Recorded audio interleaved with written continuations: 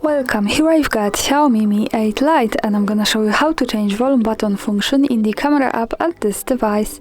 So at first we have to tap on the camera button to open it, and for now we are in the standard photo mode. The volume buttons at this device are here, so let me try to use them now to see how they work with the camera. And as you can see, now by tapping on them I can easily take a picture.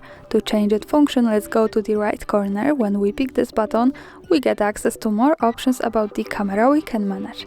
Now let's move to the left side to the settings to open the advanced camera settings. From here we have to slide a little bit down to additional settings. Now at the second place we can see volume buttons function, so let's pick it and we can decide to use this as shutter, which is now shutter countdown, zoom and volume. So let me change this to zoom to show you how it works different, and let's move back to the camera. Now let me try to use the volume buttons here once again. And as you can see, I can get closer to my subject and also go back, so I can use zoom by tapping on volume keys. And that's all, thanks for watching, subscribe our channel and leave the thumbs up.